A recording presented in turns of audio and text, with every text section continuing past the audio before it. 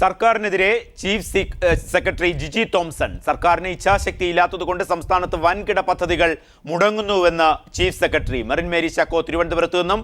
മെറിൻ, കഴിഞ്ഞ ദിവസം തന്നെ മുഖ്യമന്ത്രി ഇത്തരം വിമർശനങ്ങളെ നിഷേധിച്ചിരുന്നു. അത് വെറും മാധ്യമങ്ങളുടെ വിമർശനം, പ്രതിപക്ഷത്തിന്റെ വിമർശനം എന്നാണ് മുഖ്യമന്ത്രി പറഞ്ഞിരുന്നത്. എന്താണ് ചീഫ് സെക്രട്ടറി അടിസ്ഥാനമാക്കുന്നത്? പ്രദീപ്, പ്രധാനമായും മറ്റ് സംസ്ഥാനങ്ങൾ വളരെ വേഗം പദ്ധതികൾ നേടിയെടുക്കുമ്പോൾ കേരളം പോലുള്ള സംസ്ഥാനത്ത് വൻകിട പദ്ധതികൾ വൈകുന്നു എന്ന് തന്നെയാണ് ഇപ്പോൾ ചീഫ് സെക്രട്ടറി ജിജി തോംസൺ പറയുന്നത്. വൻകിട പദ്ധതികൾ വൈകുന്നത് രാഷ്ട്രീയപരമായിട്ടുള്ള ഇച്ഛാശക്തി ഇല്ലാത്തത് മൂലമാണ്. ഇതുമൂലം കേരളത്തിൽ ഒരു പ്രവർത്തനങ്ങളും നടക്കുന്നില്ല എന്ന് അദ്ദേഹം പറയുണ്ടായി. പ്രധാനമായും വൻകിട പദ്ധതികളായ ഗെയിൽ, അതുപോലെ തന്നെ പാലക്കാട് കഞ്ചിക്കോട് ഫാക്ടറി, കൂടംകുളം പദ്ധതി എന്നിവയാണ് വൈകുന്നത്. ഈ പദ്ധതികളെല്ലാം തന്നെ വൈകുന്നത് രാഷ്ട്രീയപരമായിട്ടുള്ള ഇച്ഛാശക്തി ഇല്ലാത്തത് മൂലമാണ്. പ്രധാനമന്ത്രി വിളിച്ചു ചേർന്ന യോഗത്തിൽ ഗെയിൽ പദ്ധതിയെ കുറിച്ച് ചോദിക്കുമ്പോൾ കേരളത്തിലൊന്നും മറുപടി പറയാനില്ലാത്ത അവസ്ഥയാണ്. ഓരോ പദ്ധതികൾക്കും തടസ്സങ്ങളാണ് ഉള്ളത്.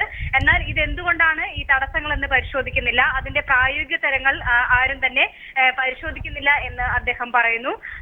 അതുപോലെ തന്നെ ഓരോ വർഷം തോറും എംപിമാരുടെ യോഗങ്ങൾ നടക്കുന്നു. ഈ എംപിമാരുടെ യോഗത്തിൽ വർഷങ്ങളായി പഴക്കമുള്ള കാര്യങ്ങൾ തന്നെയാണ് ചർച്ചയ്ക്കെടുക്കുന്നത്. അതുകൊണ്ട് തന്നെ ഈ 7 വർഷം മുമ്പ് താൻ സർവീസിലിരുന്നപ്പോൾ ഇരുന്ന സംഭവങ്ങൾ തന്നെയാണ്, 7 വർഷം മുമ്പ് തന്നെ കേട്ട കാര്യങ്ങൾ തന്നെയാണ് എംപിമാരുടെ യോഗത്തിലും ചർച്ച ചെയ്യപ്പെടുന്നത്. പല കാര്യങ്ങളും നടക്കുന്നില്ല എന്ന് പറയുന്നു. എന്നാൽ അതിന്റെ പ്രായോഗിക ബുദ്ധിമുട്ടുകളൊന്നും തന്നെ പരിശോധിക്കാൻ ആരും ശ്രമിക്കുന്നില്ല. പ്രധാനമായും പാലക്കാട് കഞ്ചിക്കോട് ഫാക്ടറി കേരളം സ്ഥലം ഏറ്റെടുത്തു കൊടുത്താൽ ആ പദ്ധതി നടപ്പാകുന്നതാണ്. ഇപ്പോൾ ഇതുവരെ 294 ഏക്കർ സ്ഥലമാണ് ഏറ്റെടുത്തു കൊടുത്തിരിക്കുന്നത്. ബാക്കി 94 ഏക്കർ കൂടി ഏറ്റെടുക്കേണ്ടതുണ്ട്. ഫോറസ്റ്റിന്റെ ക്ലിയറൻസ് പദ്ധതിക്ക് കിട്ടിയിട്ടില്ല. എന്നാൽ അവിടെ ആദിവാസികൾ ഉണ്ട് എന്ന കാരണം പറഞ്ഞാണ് അത് ഫോറസ്റ്റ് ക്ലിയറൻസ് കൊടുക്കാത്തത്. എന്നാൽ താൻ അവിടെ കളക്ടറായിട്ട് ഇരുന്നതാണ്. അതുകൊണ്ട് തന്നെ അവിടെ ഒരൊറ്റ ആദിവാസി പോലും ഇല്ലെന്നാണ് ജിജി തോംസൺ പറഞ്ഞത്. ഇത്തരത്തിൽ വൻകിട പദ്ധതികൾ കേരളത്തിൽ മുടങ്ങുകയാണ്. രാഷ്ട്രീയപരമായിട്ടുള്ള ഒരു ഇച്ഛാശക്തി ഇല്ല. മറ്റ് 17 മാസം കഴിഞ്ഞിട്ടും കേരളത്തിലെ പദ്ധതികൾ നടപ്പാകുന്നില്ല. അതേസമയം 7 മാസം കൊണ്ട് വെറും 7 മാസം കൊണ്ട് തന്നെ നവി മുംബൈ പോലുള്ള പദ്ധതികൾ നേടിയെടുക്കാൻ മറ്റ് സംസ്ഥാനങ്ങൾക്ക് കഴിഞ്ഞിട്ടുണ്ട്. ഇത് കേരളത്തിലെ ഒരു വികസനപരമായിട്ട് പുറകോട്ട് കൊണ്ടുപോകുന്ന ഒരു കാര്യമെന്ന് തന്നെയാണ് ചീഫ് സെക്രട്ടറി ജിജി തോംസൺ പറയുന്നത്. മെറിൻ, വളരെ പ്രസക്തമായി ഇന്ന് ചീഫ് സെക്രട്ടറി വരുമ്പോൾ വകുപ്പുകളെ നേരിട്ട് വിലയിരുത്തുന്ന ഉദ്യോഗസ്ഥരുടെ നേതാവാണ് അദ്ദേഹം. മുഖ്യമന്ത്രി അക്കമിട്ട് കഴിഞ്ഞ ദിവസം പറഞ്ഞിരുന്നു. എന്ത് അടിസ്ഥാനമാണ് ഓരോന്നും അദ്ദേഹം വിശദീകരിക്കുന്ന അവസ്ഥയിലേക്ക് വരികയും ചെയ്തു.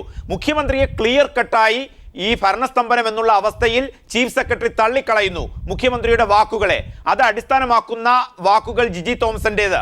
എത്രമാത്രം വൈരുദ്ധ്യമാണ് ഈ വാക്കുകൾ രണ്ടുപേരുടെയും? തീർച്ചയായും ഒരു ചീഫ് സെക്രട്ടറി തന്നെയാണ് ഇത്തരത്തിൽ ഒരു പരാമർശം നടത്തിയിരിക്കുന്നത്. അതായത് കേരളത്തിലെ പ്രമുഖ പദ്ധതികളെല്ലാം തന്നെ രാഷ്ട്രീയപരമായിട്ടുള്ള ഒരു ഊരാക്കുടുക്കിൽ കിടക്കുകയാണ്. ഇതിൽ ഉദ്യോഗസ്ഥർക്ക് തന്നെ യാതൊന്നും ചെയ്യാനില്ലാത്ത ഒരു അവസ്ഥയാണ്. അതുകൊണ്ട് തന്നെ വികസന പ്രവർത്തനങ്ങൾക്ക് തന്നെയുള്ള ഒരു ലാഗ് തന്നെയാണ് വരുന്നത് എന്ന് തന്നെയാണ് അദ്ദേഹം പറഞ്ഞത്. ഇത് മറ്റുള്ള സംസ്ഥാനങ്ങളിൽ തീരുമാനങ്ങൾ വളരെ വേഗം എടുക്കുമ്പോഴാണ് കേരളത്തിൽ ഓരോ പദ്ധതികളും ഇഴഞ്ഞു നീങ്ങുന്ന ഒരു അവസ്ഥയാണ്. ഓരോ യോഗങ്ങളിലും കാലപ്പഴക്കം ചെന്ന വിഷയങ്ങൾ തന്നെയാണ് ചർച്ചയ്ക്ക് വരുന്നതും. അതിന് തടസ്സങ്ങൾ പറയുന്നു. എന്നാൽ ആ തടസ്സങ്ങൾക്ക് പ്രായോഗികമായിട്ടുള്ള പരിഹാരം കണ്ടെത്താനായി ആരും ശ്രമിക്കുന്നില്ല. ഇതുമൂലം കേരളത്തിന്റെ വികസന പ്രവർത്തനങ്ങളെയാണ് ഇത് സാരമായി ബാധിക്കുന്നത് എന്നുമാണ് അദ്ദേഹം പറഞ്ഞത്. ആ ഒരു അവസ്ഥയിൽ സാധാരണ ഇത്തരം ചോദ്യങ്ങൾ വരുമ്പോഴൊക്കെ മന്ത്രിമാരും മുഖ്യമന്ത്രിയും അടക്കം ഉദ്യോഗസ്ഥ തലത്തിലെ ചില വീഴ്ചകളെന്ന് അവസാന ഘട്ടത്തിൽ വിശദീകരിക്കാറുണ്ട്. അതൊക്കെയും പാടെ നിരാകരിക്കുന്നു ചീഫ് സെക്രട്ടറി. അങ്ങനെ കാണേണ്ടതുണ്ടോ? രാഷ്ട്രീയപരമായ ഇച്ഛാശക്തി ഇല്ലായ്മ എന്ന വാക്കുകൾ അത്തരം സൂചനകളായി വിലയിരുത്താമോ? തീർച്ചയായും പ്രദീപ്, ചില പദ്ധതികൾ ഉദ്യോഗസ്ഥ തലത്തിൽ മാത്രം വിചാരിച്ചാൽ പോരാ, അതിന് രാഷ്ട്രീയപരമായിട്ടുള്ള ഒരു ഇതും കൂടെ വേണം. അതുകൊണ്ട് തന്നെ രാഷ്ട്രീയപരമായിട്ടുള്ള ഒരു ഇച്ഛാശക്തി കുറവ് തന്നെയാണ് കേരളത്തിലെ വൻകിട പദ്ധതികളെ പിന്നോട്ടടിക്കുന്നതെന്ന് തന്നെയാണ് അദ്ദേഹം പറഞ്ഞത്. പ്രധാനമായും കേരളത്തിന്റെ പദ്ധതികളായ ഗെയിൽ, കൂടംകുളം പദ്ധതി, പാലക്കാട് കഞ്ചിക്കോട് ഫാക്ടറി എന്നിവയ്ക്കെല്ലാം തന്നെ വർഷങ്ങളായി പറഞ്ഞുകൊണ്ടിരിക്കുന്ന തടസ്സങ്ങൾ തന്നെയാണ് പറഞ്ഞുകൊണ്ടിരിക്കുന്നത്. എന്നാൽ അതിന്റെ കാരണം തന്നെ ആരും പരിശോധിക്കുന്നില്ല. ഇത്തരത്തിൽ രാഷ്ട്രീയപരമായിട്ടുള്ള ഒരു ഇച്ഛാശക്തി ഇല്ലായ്മ തന്നെയാണ് കേരളത്തിന്റെ വികസനങ്ങൾക്ക് വിലങ്ങുതടി എന്നും അദ്ദേഹം പറയുകയുണ്ടായി. പ്രദീപ്. യെസ്, സർക്കാരിൻ്റെ വികസന നയങ്ങൾ രാഷ്ട്രീയ ഇച്ഛാശക്തി ഇല്ലാത്തത് കാരണം വലിയ തോതിൽ മുടങ്ങുന്നതായും സംസ്ഥാനത്ത് ഭരണസ്തംഭനം എന്ന അവസ്ഥയിലേക്ക് കാര്യങ്ങൾ എത്തുന്ന തരത്തിലുള്ള നിലപാട് വ്യക്തമാക്കൽ ചീഫ് സെക്രട്ടറിയുടെ ഭാഗത്തു നിന്ന് ഇപ്പോൾ ഉണ്ടായിരിക്കുന്നു. രാഷ്ട്രീയ ഇച്ഛാശക്തി ഇല്ലായ്മയാണ് പല വികസന പ്രവർത്തനങ്ങളും നടക്കാതിരിക്കുന്നതും മുടങ്ങുന്നതിനും കാരണമെന്നും chief secretary Jiji Thomson Merin Mary Chacko തിരുവനന്തപുരത്ത് നിന്നും. രമേശ് ചെന്നിത്തലയെ തള്ളി മുഖ്യമന്ത്രി. ബാർക്കോഴയിൽ കെ എം മാണിക്കെതിരെ തെളിവില്ലെന്ന് മുഖ്യമന്ത്രി വ്യക്തമാക്കുമ്പോൾ എസ് ഷീജ തിരുവനന്തപുരത്ത് നിന്നും. ഷീജ, FIR-ൽ കെ എം മാണിയുടെ പേര് വരുന്നു. അവിടെ രമേശ് ചെന്നിത്തലയ്ക്ക് മുന്നിൽ വരുന്ന കാര്യങ്ങളുടെ അടിസ്ഥാനത്തിൽ അദ്ദേഹത്തിന് മുന്നോട്ട് പോകാമെന്ന് മുഖ്യമന്ത്രി പറയുമ്പോൾ തെളിവില്ല എന്ന് മുഖ്യമന്ത്രി വ്യക്തമാക്കുന്നു. എത്രമാത്രം വിരുദ്ധ സ്വഭാവമാണ് രണ്ടുപേരുടെയും നിലപാടുകളിൽ? ഏതു തരത്തിലാണ് മുഖ്യമന്ത്രി രമേശ് ചെന്നിത്തലയെ തള്ളുന്നത്? പ്രദീപ്, ബാർക്കോഴയിൽ വിജിലൻസ് ഓരോ ഘട്ടമായി അന്വേഷണം മുന്നോട്ട് കൊണ്ടുപോകുന്ന ഒരു സാഹചര്യത്തിൽ കൂടിയാണ് മുഖ്യമന്ത്രി ഉമ്മൻചാണ്ടി തന്റെ നിലപാട് വീണ്ടും ആവർത്തിക്കുന്നത്. ധനമന്ത്രി കെ എം മാണിക്ക് ബാർക്കോഴയുമായി ബന്ധപ്പെട്ട് ധനമന്ത്രി എന്നും നിലവിൽ ഇതുവരെ അന്വേഷണം ആരംഭിച്ച് 5 മാസം പിന്നിട്ടും ഒരാൾ പോലും മാണിക്കെതിരെ ഒരു കാറുടമ പോലും മൊഴി നൽകിയിട്ടില്ലെന്നും ഉള്ള നിലപാടായിരുന്നു മുഖ്യമന്ത്രി ഇന്നും സ്വീകരിച്ചത്. അതേസമയം ഇതിനു മുൻപ് തന്നെ നടത്തിയിട്ടുള്ള നിരവധി വാർത്താ സമ്മേളനങ്ങളിൽ ആഭ്യന്തരമന്ത്രി രമേശ് ചെന്നിത്തലയ്ക്ക് എതിരായിട്ടുള്ള നിലപാടുകൾ തന്നെയായിരുന്നു മുഖ്യമന്ത്രി ഈ വിഷയത്തിൽ സ്വീകരിച്ചിട്ടുണ്ടായിരുന്നത്. അതുതന്നെയാണ് ഇന്നത്തെ വാർത്താ സമ്മേളനത്തിലും അദ്ദേഹം ആവർത്തിച്ചത്. ആഭ്യന്തരമന്ത്രിക്ക് അദ്ദേഹത്തിന് ലഭിക്കുന്ന പരാതികളുടെയും അദ്ദേഹത്തിന് ലഭിക്കുന്ന രേഖകളുടെയും അടിസ്ഥാനത്തിൽ തീരുമാനം എടുക്കാം എന്നുള്ളൊരു മറുപടിയായിരുന്നു മുഖ്യമന്ത്രിയുടെ ഭാഗത്തു നിന്നും ഉണ്ടായത്. ഇതുവരെ കേസ് അന്വേഷണത്തിൽ ഇതുവരെയും ഒരാൾ പോലും ഇത്തരത്തിൽ ഒരു മാണിക്കെതിരെ മൊഴി നൽകാൻ തയ്യാറായിട്ടില്ല. അതുകൊണ്ട് തന്നെ മാണിയെ സംരക്ഷിക്കുന്ന നിലപാടുമായി മുന്നോട്ട് പോകാൻ തന്നെയാണ് സർക്കാരിന്റെ തീരുമാനം എന്ന് തന്നെയാണ് മുഖ്യമന്ത്രി ഉമ്മൻചാണ്ടി വ്യക്തമാക്കിയത്. ഇത് കേസന്വേഷണത്തെ സാരമായി ബാധിക്കും എന്നുള്ളതിൽ സംശയമില്ല. ഒപ്പം തന്നെ 4 ബാറുടമകളെ നുണപരിശോധനയ്ക്ക് വിധേയമാക്കാൻ വിജിലൻസ് തീരുമാനിച്ചതിനെ കുറിച്ച് ചോദിച്ചപ്പോൾ അത് നിലവിൽ അത്തരത്തിലുള്ള കാര്യങ്ങൾ നടക്കട്ടെ, അതിനുശേഷം ആ കാര്യങ്ങളിലെല്ലാം മറുപടി പറയാം എന്നൊരു ഒഴുപ്പൻ സമീപനം തന്നെയായിരുന്നു മുഖ്യമന്ത്രിയുടെ ഭാഗത്തു നിന്നും ഉണ്ടായിട്ടുള്ളത്. ഏതായാലും ഈ വിഷയത്തിൽ ആഭ്യന്തരമന്ത്രിയും മുഖ്യമന്ത്രിയും 2 തട്ടിലാണ് എന്നുള്ള കാര്യത്തിൽ സംശയമില്ല. പ്രദീപ്. ഷീജ തിരുവനന്തപുരത്ത് നിന്നും. കെ എം മാണിക്കെതിരെ PC ജോർജ് ഉന്നയിച്ച ആരോപണങ്ങൾ അന്വേഷിക്കേണ്ടത് വ്യവസ്ഥാപിത മാർഗത്തിലൂടെയെന്ന് രമേശ് ചെന്നിത്തല പറഞ്ഞു. UDF-ലുണ്ടോ എന്ന കാര്യം PC ജോർജാണ് വ്യക്തമാക്കേണ്ടതെന്നും രമേശ് ചെന്നിത്തല വ്യക്തമാക്കി. അല്ല, അതൊക്കെ പരിശോധിക്കേണ്ട കാര്യങ്ങളാണ്. ഒരു കാര്യമുള്ളൂ, അദ്ദേഹം ഇപ്പോൾ UDF-ലുണ്ടോ ഇല്ലയോ എന്ന് അദ്ദേഹമാണ് തീരുമാനിക്കേണ്ടത്. അദ്ദേഹം ഇന്നലെ മുഖ്യമന്ത്രി തന്നെ വ്യക്തമാക്കിയിട്ടുള്ള കാര്യമാണ്. അപ്പം അതിനെ സംബന്ധിച്ചുള്ള തീരുമാനം അദ്ദേഹം തന്നെ എടുക്കട്ടെ. കെ മാണിയെയും ജോസ് കെ മാണിയെയും രൂക്ഷമായി വിമർശിച്ച് PC ജോർജിന്റെ കത്ത് മുഖ്യമന്ത്രിക്ക്.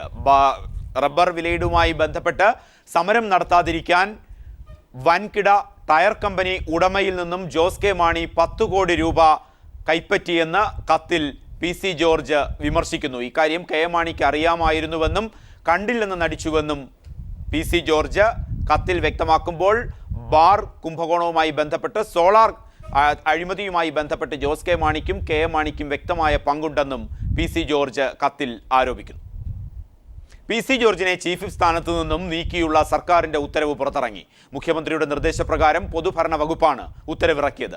കഴിഞ്ഞ ദിവസമാണ് കേരള കോൺഗ്രസ് എമ്മിന്റെ ആവശ്യപ്രകാരം PC ജോർജിനെ ചീഫ് വിപ്പ് സ്ഥാനത്ത് നിന്നും മാറ്റിയത്. ചീഫ് വിപ്പ് സ്ഥാനത്ത് നിന്നും മാറ്റിയതോടെ കെ എം മാണിക്കും ജോസ് കെ മാണിക്കുമെതിരെ പ്രചാരണം നടത്താൻ PC ജോർജ് തീരുമാനിച്ചിട്ടുണ്ട്. നാളെ തിരുവനന്തപുരത്ത് പ്രകടനവും പൊതുയോഗവും സംഘടിപ്പിക്കും. മറ്റന്നാൾ ട്രെയിൻ മാർഗം കോട്ടയത്തെത്തുന്ന PC ജോർജിന് കോട്ടയം റെയിൽവേ സ്റ്റേഷനിൽ വൻ സ്വീകരണം നൽകാൻ അനുയായികൾ തയ്യാറായി കഴിഞ്ഞു. പാലായിലും ഈരാറ്റുപേട്ടയിലും പൊതുയോഗം സംഘടിപ്പിച്ചിട്ടുണ്ട്. അഴിമതിക്കെതിരെ നിലപാടെടുക്കാൻ കഴിയാത്ത ആളായി മുഖ്യമന്ത്രി മാറിയെന്ന് PC ജോർജ്. മുന്നണി നേതാക്കളിൽ നിന്ന് നീതി കിട്ടിയിട്ടില്ല. കെ എം മാണിക്കെതിരെ തെരഞ്ഞെടുപ്പ് കമ്മീഷനെ സമീപിക്കുമെന്നും PC ജോർജ് അറിയിച്ചു.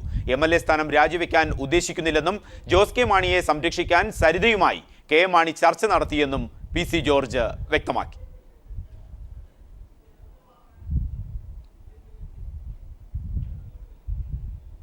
അഴിമതിയും സദാചാര വിരുദ്ധതയും മുഖമുദ്രമാക്കിയ ആഭാസ ഭരണമാണ് കേരളത്തിൽ നടക്കുന്നതെന്ന് പ്രതിപക്ഷ നേതാവ് VS അച്യുതാനന്ദൻ. കേരള ജനതയുടെ എക്കാലത്തെയും ശാപവും ബാധ്യതയുമായി ഉമ്മൻചാണ്ടി സർക്കാർ മാറിയെന്നും VS അച്യുതാനന്ദൻ പറയുന്നു. കേരളത്തെ സദാചാര വിരുദ്ധന്മാരുടെ വിഹാര രംഗമാക്കി UDF ഭരണം മാറ്റിയെന്നും VS കുറ്റപ്പെടുത്തി. സരിതയുടെ കത്തിൽ പല മന്ത്രിമാർക്കും മുൻ കേന്ദ്രമന്ത്രിമാർക്കുമൊപ്പം ജോസ് കെ മാണിയും ഉൾപ്പെട്ടിരിക്കുന്നു.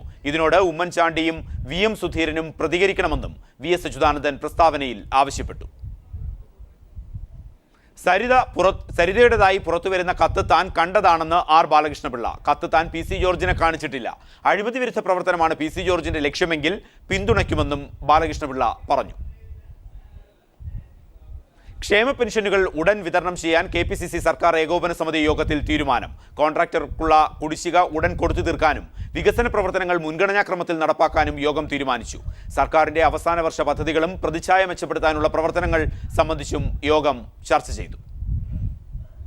ബാർ കേസിൽ നുണപരിശോധന വേണമെന്ന് വിജിലൻസ്.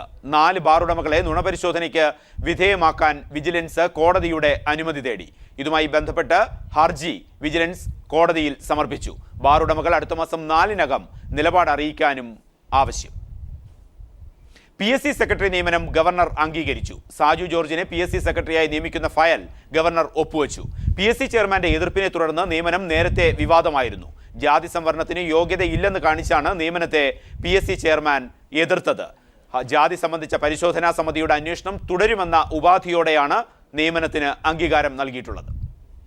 കാലിക്കറ്റ് സർവകലാശാല VC-ക്കെതിരെ വിജിലൻസ് അന്വേഷണം നടത്താൻ തൃശൂർ വിജിലൻസ് കോടതിയുടെ ഉത്തരവ്. എഞ്ചിനീയറിംഗ് പരീക്ഷയിലെ ക്രമക്കേടിലാണ് അന്വേഷണം. പ്രോ VC-ക്കെതിരെയും കേസെടുക്കാൻ ഉത്തരവുണ്ട്. കൈരളി TV പ്രവാസി ലോകം ഇമ്പാക്ട്. സൗദിയിൽ വെച്ചുണ്ടായ അപകടത്തെ തുടർന്ന് 18 വർഷമായി ശരീരം തളർന്ന് കിടപ്പിലായ കൊല്ലം മങ്ങാട് സ്വദേശി നാസറിന് കേരള സംസ്ഥാന സേവന അതോറിറ്റി ചെയർമാൻ ജസ്റ്റിസ് തോട്ടത്തിൽ B രാധാകൃഷ്ണന്റെ ഇടപെടലിനെ തുടർന്ന് പ്രമുഖ വ്യവസായി MA യൂസഫ് അലി 5 ലക്ഷം രൂപ ധനസഹായം നൽകി. കൊല്ലം ജില്ലാ ജഡ്ജിയുടെ സാന്നിധ്യത്തിലാണ് ചെക്ക് കൈമാറിയത്. കൈരളി TV പ്രവാസി ലോകമാണ് നാസറിന്റെ അവസ്ഥ ഇരുവരെയും ശ്രദ്ധയിൽപ്പെടുത്തിയത്. 1996-ലാണ് നാസറിനെ 18 വർഷമായി തളർത്തിക്കിടത്താൻ ഇടയാക്കിയ അപകടം സൗദിയിൽ വെച്ച് ഉണ്ടായത്. നാസറിന്റെ ദയനീയാവസ്ഥ കൈരളി TVയുടെ പ്രവാസി ലോകത്തിലൂടെ സംപ്രേഷണം ചെയ്തിരുന്നു. ഇക്കാര്യം ശ്രദ്ധയിൽപ്പെട്ട കേരള സംസ്ഥാന സേവന അതോറിറ്റി എക്സിക്യൂട്ടീവ് ചെയർമാൻ ജസ്റ്റിസ് തോട്ടത്തിൽ രാധാകൃഷ്ണൻ കൊല്ലം ജില്ലാ ലീഗൽ സർവീസ് അതോറിറ്റിയോട് നാസറിന്റെ അവസ്ഥ സംബന്ധിച്ച് അന്വേഷിച്ച് റിപ്പോർട്ട് നൽകാൻ നിർദ്ദേശം നൽകി.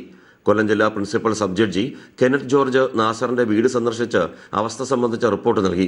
തുടർന്ന് കേന്ദ്ര വിദേശ മന്ത്രാലയത്തിനും സംസ്ഥാന നോർക്ക അധികൃതർക്കും തുടർ നടപടിക്കായി ജസ്റ്റിസ് തോട്ടത്തിൽ രാധാകൃഷ്ണൻ ഉത്തരവിട്ടു. ഇത് ശ്രദ്ധയിൽപ്പെട്ട പ്രമുഖ പ്രവാസി വ്യവസായി MA യൂസഫ് അലി 5 ലക്ഷം രൂപയുടെ ധനസഹായം അഭിഭാഷകനായ TPM ഇബ്രാഹിം ഖാൻ വഴി നാസറിന് കൈമാറുകയായിരുന്നു. കൈരളി പ്രവാസ ലോകത്തിൻ്റെയും തദ്വാര കെൽസയുടെയും ഇടപെടൽ മൂലം ബഹുമാനപ്പെട്ട പ്രവാസി വ്യവസായി യൂസുഫ് അലി സാർ എനിക്ക് 5 ലക്ഷം രൂപയുടെ സഹായം തരികയുണ്ടായി. അതിൽ ഞാനും എൻ്റെ കുടുംബവും അതുമായി ബന്ധപ്പെട്ട എല്ലാവർക്കും നന്ദി രേഖപ്പെടുത്തുന്നു. കൊല്ലം ജില്ലാ ജഡ്ജി അശോക് മേനോൻ, സ്വരാജ്, പീതാംബരൻ, സന്തോഷ് പാലി എന്നിവരും ധനസഹായ വിതരണത്തിന് സാക്ഷികളായി. ന്യൂസ് ബ്യൂറോ, കൊല്ലം. പ്രമുഖ വസ്ത്രവ്യാപാര സ്ഥാപനമായ അടൂർ കരിക്കനേത്ത് ഉപഭോക്താക്കൾക്ക് കൂടുതൽ സൗകര്യപ്രദമായ ഷോപ്പിംഗ് അനുഭവം നൽകുക എന്ന ലക്ഷ്യത്തോടെ 2ാമത്തെ ഷോറൂം പ്രവർത്തനം ആരംഭിക്കുന്നു. കരിക്കനേത്ത് സിൽക്സ് ഗലേറിയ ഈ മാസം 10-ന് പ്രവർത്തനം ആരംഭിക്കുമെന്ന് MD ജോസ് കരിക്കനേത്ത് അറിയിച്ചു. മലയാളിയുടെ വസ്ത്രസങ്കല്പങ്ങൾക്ക് പട്ടിന്റെ പകിട്ടും ഫാഷന്റെ തിളക്കവും ഇഴപാകിയ കരിക്കനേത്തിന്റെ നവസംരംഭമായ കരിക്കനേത്ത് സിൽക്സ് ഗലേറിയ ബ്രാൻഡ് അംബാസഡറായ നടൻ ദിലീപും അമല പോളും ഉദ്ഘാടനം ചെയ്യുമെന്നും അദ്ദേഹം വ്യക്തമാക്കി.